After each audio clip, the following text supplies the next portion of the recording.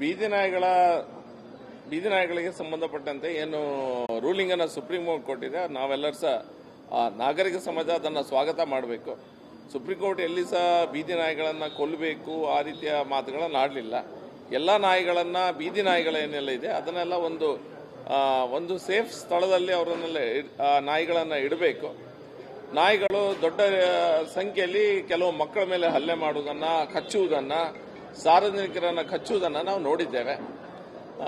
ನಾಯಿಗಳ dog lovers ಸ್ವಲ್ಪ objection ಮಾಡಿರ್ಬೋದು, ಆದರೆ ನಾಯಿಗಳ ಕಚ್ಚುವಿಕೆಯಿಂದ ಎಷ್ಟೋ ಜನ ಸಮಸ್ಯೆಗಳಿಗೆ ಒಳಪಡ್ತಾ ಇದ್ದಾರೆ. ನಾಯಿ ಕಚ್ಚುವುದನ್ನು ತಡಿಬೇಕಾದ್ರೆ ಖಂಡಿತ ನಾಯಿಗಳನ್ನು ಒಂದು ಸೇಫ್ ಜಾಗದಲ್ಲಿ ಹಾಕಬೇಕಾಗಿದೆ. ಈ ರೂಲಿಂಗ್ ಏನು ಸುಪ್ರೀಂ ಕೋರ್ಟ್ ಕೊಟ್ಟಿದೆ, ಆ ರೂಲಿಂಗ್ ಅನ್ನ ಡೆಲ್ಲಿಗೆ ಮಾತ್ರ ಸೀಮಿತವಾಗಿದೆ. ಎಲ್ಲ ಲೋಕಲ್ ಅರ್ಬನ್ ಬಾಡಿಗಳಲ್ಲಿ ಸಹ ಈ ರೂಲನ್ನು ತಂದು ಒಂದು ಒಳ್ಳೆ ಜಾಗವನ್ನು ನೋಡಿ ನಾಯಿಗಳನ್ನು ಅಲ್ಲೇ ಕೂಡಿ ಹಾಕುವಂಥದ್ದು ಅಥವಾ ಸ್ಟೆರಿಲೈಸೇಷನ್ ಪ್ರೊಸೀಜರ್ ಬೇರೆ ಏನೆಲ್ಲ ಮಾಡಬೇಕು ಅದನ್ನೆಲ್ಲ ಮಾಡೋದು. ಪುನಃ ನಾಯಿಗಳು ಬೀದಿಗೆ ಬರದಂಥ ರೀತಿಯಲ್ಲಿ, ಬೀದಿಯಲ್ಲಿ ಜನ ನಡ್ಕೊಂಡು ಹೋಗುವಾಗ ಬಹಳ ಸಮಸ್ಯೆಗಳನ್ನು ಎದುರಿಸ್ತಾರೆ. We welcome this order from the Supreme Court. ಒಂದಷ್ಟು ಜನಕ್ಕೆ ಕಚ್ಚಿ ರೇಬಿಸ್ ಅಟ್ಯಾಕ್ ಆಗಿ ಒಂದಷ್ಟು ಜನ ಕೂಡ ಸಾವನ್ನಪ್ಪಿದ್ದಾರೆ. ಸ್ಪೋರ್ಟ್ಸ್ಮನ್ ಕೂಡ ತುಂಬ ಈ ದೇಶದಲ್ಲಿ ನೋಡಿ, ಇಡೀ ದೇಶದಲ್ಲಿ ಎಲ್ಲ ಕಡೆ ಈ ನಾಯಿಗಳು ಕಚ್ಚಿ ರೇಬಿಸ್ ಆಗಿ ಎಷ್ಟೋ ಜನ ಸತ್ತದ್ದಿದೆ, ಎಷ್ಟೋ ಜನ ಮಕ್ಕಳ ಹತ್ಯೆ ಆಗಿದೆ, ನಾಯಿಗಳು ಕೊಂದದ್ದಿದೆ, ಕಚ್ಚಿ ಕೊಂದದ್ದಿದೆ. ಇದೆಲ್ಲ ದಾರುಣ ದೃಶ್ಯಗಳನ್ನು ನಾವು ಈ CCTV ಎಲ್ಲ ನೋಡ್ಲಿಕ್ಕೆ ಸಿಗ್ತಾ ಇದೆ. ಇದು ಬಹಳ ಒಂದು ನಾಗರಿಕ ಸಮಾಜ ಇದ್ರ ಬಗ್ಗೆ ಚಿಂತೆ ಮಾಡಬೇಕಾಗಿದೆ. ನಮ್ಗೆ ಯಾವುದೋ ವಸ್ತುಗಳೇ ಪ್ರೀತಿ ಉಂಟಂತ ಹೇಳಿದ್ರೆ ಅದು ಕಚ್ಚುತ್ತೆ ಅಂತ ಹೇಳಿದ್ರು ಸಹ ರಸ್ತೆಯಲ್ಲಿ ಹೋಗ್ಲಿಕ್ಕೆ ಬಿಡ್ಲಿಕ್ಕೆ ಸಾಧ್ಯ ಇಲ್ಲ. ಆದರೆ ಕೊಲ್ಲಿಕ್ಕೆ ಹೇಳ್ತಾ ಇಲ್ಲ ನಾಯಿಗಳನ್ನು ಒಳ್ಳೆ ಸೇಫ್ ಜಾಗದಲ್ಲಿ ಇಡಬೇಕು. ಅದರಿಂದ ಹೊರಗೆ ಬರದಂಥ ರೀತಿಯಲ್ಲಿ ಅದನ್ನು ಕಾಪಾಡುವಂಥ ನಾಯಿಗಳನ್ನು ಸಾಕುವಂಥದ್ದು, ಕಾಪಾಡುವಂಥದ್ದು ಸರ್ಕಾರ ಒಂದು ಜಾಗದಲ್ಲಿ ಕೂಡಿ ಹಾಕಿ ಮಾಡಬೇಕು. ರಸ್ತೆಯಲ್ಲಿ ಬಿರಿಯಾನಿ ಕೊಟ್ಟರೆ ನಾಯಿಗಳನ್ನು ಪುನಃ ಅದೇ ಕಚ್ಚುವ ಚಾಳಿಯನ್ನು ನಿಲ್ಲಿಸಲಿಕ್ಕೆ ಸಾಧ್ಯ ಇಲ್ಲ.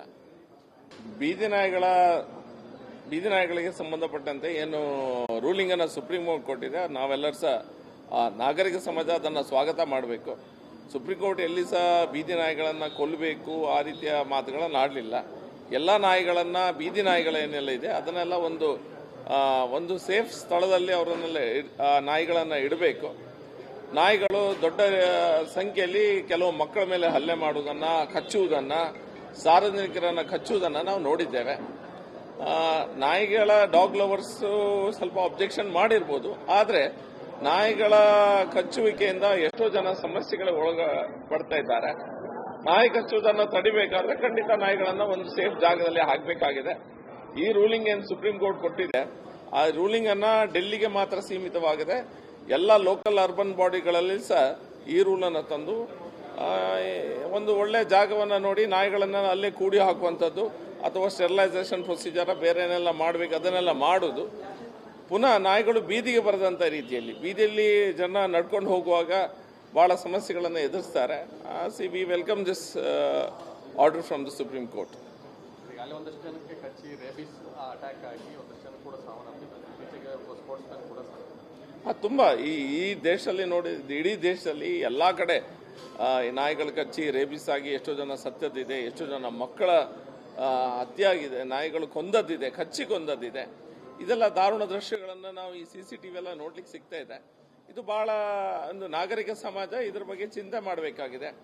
ನಮ್ಗೆ ಯಾವುದೋ ವಸ್ತುಗಳೇ ಪ್ರೀತಿ ಉಂಟಂತ ಹೇಳಿದ್ರೆ ಅದು ಕಚ್ಚುತ್ತೆ ಅಂತ ಹೇಳಿದ್ರು ಸಹ ರಸ್ತೆಯಲ್ಲಿ ಹೋಗ್ಲಿಕ್ಕೆ ಬಿಡ್ಲಿಕ್ಕೆ ಸಾಧ್ಯ ಇಲ್ಲ.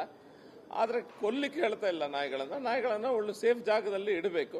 ಅದರಿಂದ ಹೊರಗೆ ಬರದಂಥ ರೀತಿಯಲ್ಲಿ ಅದನ್ನು ಕಾಪಾಡುವಂಥ ನಾಯಿಗಳನ್ನು ಸಾಕುವಂಥದ್ದು, ಕಾಪಾಡುವಂಥದ್ದು ಸರ್ಕಾರ ಒಂದು ಜಾಗದಲ್ಲಿ ಕೂಡಿ ಹಾಕಿ ಮಾಡಬೇಕು. ರಸ್ತೆಯಲ್ಲಿ ಬಿರಿಯಾನಿ ಕೊಟ್ಟರೆ ನಾಯಿಗಳನ್ನು ಪುನಃ ಅದೇ ಕಚ್ಚುವ ಚಾಳಿಯನ್ನು ನಿಲ್ಲಿಸಲಿಕ್ಕೆ ಸಾಧ್ಯ ಇಲ್ಲ. ಬೀದಿ ನಾಯಿಗಳಿಗೆ ಸಂಬಂಧಪಟ್ಟಂತೆ ಏನು ರೂಲಿಂಗ್ ಅನ್ನು ಸುಪ್ರೀಂ ಕೋರ್ಟ್ ಕೊಟ್ಟಿದೆ, ನಾವೆಲ್ಲರೂ ಸಹ ನಾಗರಿಕ ಸಮಾಜ ಅದನ್ನು ಸ್ವಾಗತ ಮಾಡಬೇಕು. ಸುಪ್ರೀಂ ಕೋರ್ಟ್ ಎಲ್ಲಿ ಸಹ ಬೀದಿ ನಾಯಿಗಳನ್ನು ಕೊಲ್ಲಬೇಕು ಆ ರೀತಿಯ ಮಾತುಗಳನ್ನು ಆಡಲಿಲ್ಲ. ಎಲ್ಲ ನಾಯಿಗಳನ್ನು, ಬೀದಿ ನಾಯಿಗಳೇನೆಲ್ಲ ಇದೆ ಅದನ್ನೆಲ್ಲ ಒಂದು ಸೇಫ್ ಸ್ಥಳದಲ್ಲಿ ಅವರನ್ನೆಲ್ಲ ನಾಯಿಗಳನ್ನು ಇಡಬೇಕು. ನಾಯಿಗಳು ದೊಡ್ಡ ಸಂಖ್ಯೆಯಲ್ಲಿ ಕೆಲವು ಮಕ್ಕಳ ಮೇಲೆ ಹಲ್ಲೆ ಮಾಡುವುದನ್ನು, ಕಚ್ಚುವುದನ್ನು, ಸಾರ್ವಜನಿಕರನ್ನು ಕಚ್ಚುವುದನ್ನು ನಾವು ನೋಡಿದ್ದೇವೆ. ನಾಯಿಗಳ ಡಾಗ್ ಲವರ್ಸ್ ಸ್ವಲ್ಪ ಅಬ್ಜೆಕ್ಷನ್ ಮಾಡಿರ್ಬೋದು, ಆದರೆ ನಾಯಿಗಳ ಕಚ್ಚುವಿಕೆಯಿಂದ ಎಷ್ಟೋ ಜನ ಸಮಸ್ಯೆಗಳಿಗೆ ಒಳಪಡ್ತಾ ಇದ್ದಾರೆ. ನಾಯಿ ಕಚ್ಚುವುದನ್ನು ತಡಿಬೇಕಾದ್ರೆ ಖಂಡಿತ ನಾಯಿಗಳನ್ನ ಒಂದು ಸೇಫ್ ಜಾಗದಲ್ಲಿ ಹಾಕಬೇಕಾಗಿದೆ. ಈ ರೂಲಿಂಗ್ ಏನು ಸುಪ್ರೀಂ ಕೋರ್ಟ್ ಕೊಟ್ಟಿದೆ, ಆ ರೂಲಿಂಗ್ ಅನ್ನ ಡೆಲ್ಲಿಗೆ ಮಾತ್ರ ಸೀಮಿತವಾಗಿದೆ. ಎಲ್ಲ ಲೋಕಲ್ ಅರ್ಬನ್ ಬಾಡಿಗಳಲ್ಲಿ ಸಹ ಈ ರೂಲ್ ಅನ್ನು ತಂದು ಒಂದು ಒಳ್ಳೆ ಜಾಗವನ್ನು ನೋಡಿ ನಾಯಿಗಳನ್ನ ಅಲ್ಲೇ ಕೂಡಿ ಹಾಕುವಂಥದ್ದು ಅಥವಾ ಸ್ಟೆರಿಲೈಸೇಷನ್ ಪ್ರೊಸೀಜರ್ ಬೇರೆ ಏನೆಲ್ಲ ಮಾಡಬೇಕು ಅದನ್ನೆಲ್ಲ ಮಾಡೋದು. ಪುನಃ ನಾಯಿಗಳು ಬೀದಿಗೆ ಬರದಂಥ ರೀತಿಯಲ್ಲಿ, ಬೀದಿಯಲ್ಲಿ ಜನ ನಡ್ಕೊಂಡು ಹೋಗುವಾಗ ಬಹಳ ಸಮಸ್ಯೆಗಳನ್ನು ಎದುರಿಸ್ತಾರೆ. We welcome this order from the Supreme court.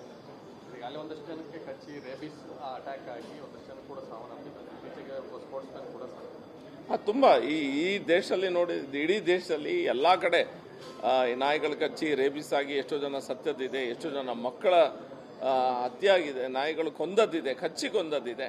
ಇದೆಲ್ಲ ದಾರುಣ ದೃಶ್ಯಗಳನ್ನು ನಾವು ಈ CCTV ಎಲ್ಲ ನೋಡ್ಲಿಕ್ಕೆ ಸಿಗ್ತಾ ಇದೆ. ಇದು ಬಹಳ ಒಂದು ನಾಗರಿಕ ಸಮಾಜ ಇದ್ರ ಬಗ್ಗೆ ಚಿಂತೆ ಮಾಡಬೇಕಾಗಿದೆ. ನಮ್ಗೆ ಯಾವುದೋ ವಸ್ತುಗಳಿಗೆ ಪ್ರೀತಿ ಉಂಟಂತ ಹೇಳಿದ್ರೆ ಅದು ಕಚ್ಚುತ್ತೆ ಅಂತ ಹೇಳಿದ್ರು ಸಹ ರಸ್ತೆಯಲ್ಲಿ ಹೋಗ್ಲಿಕ್ಕೆ ಬಿಡ್ಲಿಕ್ಕೆ ಸಾಧ್ಯ ಇಲ್ಲ. ಆದರೆ ಕೊಲ್ಲಿಕ್ಕೆ ಹೇಳ್ತಾ ಇಲ್ಲ ನಾಯಿಗಳನ್ನ ಒಳ್ಳೆ ಸೇಫ್ ಜಾಗದಲ್ಲಿ ಇಡಬೇಕು. ಅದರಿಂದ ಹೊರಗೆ ಬರದಂಥ ರೀತಿಯಲ್ಲಿ ಅದನ್ನು ಕಾಪಾಡುವಂಥ ನಾಯಿಗಳನ್ನು ಸಾಕುವಂಥದ್ದು, ಕಾಪಾಡುವಂಥದ್ದು ಸರ್ಕಾರ ಒಂದು ಜಾಗದಲ್ಲಿ ಕೂಡಿ ಹಾಕಿ ಮಾಡಬೇಕು.